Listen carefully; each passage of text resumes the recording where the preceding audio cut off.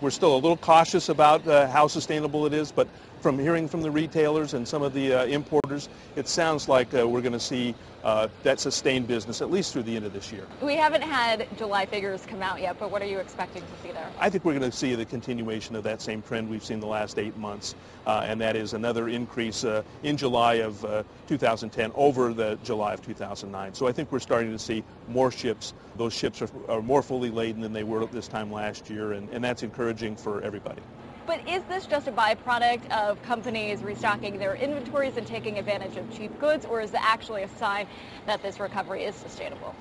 Well, I think it's a sign of a number of things. One, I think there is some restocking of inventories, but I think that took place in the early months of 2010. I think what we're seeing now is the holiday merchandise starting to come in. I think the retailers are gearing up for what we call the peak season. I think you're going to see more goods in the stores, and I think everybody's looking forward to a much better holiday season than what they had last year. You guys are really on the pulse of what the holiday shopping season is going to be 6 months out. What are you guys seeing in terms of volumes coming in that indicate we are going to have a great holiday shopping season or a terrible one?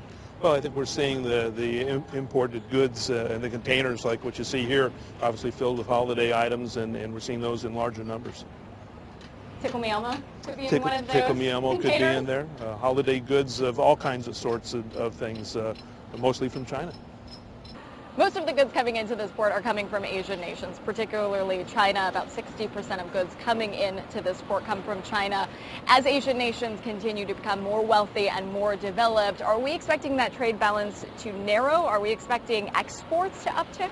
Yes, I think that's really one of the beautiful things about international trade and developing nations is as citizens in those areas have more disposable income, they can start to afford more expensive imported products, things that we export from the United States. Those things that we think of on a daily basis as major staples for all of us, those are things that they haven't been able to afford. So you're going to see agricultural products that really start to move in greater quantities, in larger numbers, and that really benefits those consumers, and it really improves the balance of trade. And we're starting to see higher value exports now moving to those nations as opposed to waste paper, scrap, hay, cotton, and those kind of low value items. We're starting to see more valuable items, which basically increases or improves the balance of trade.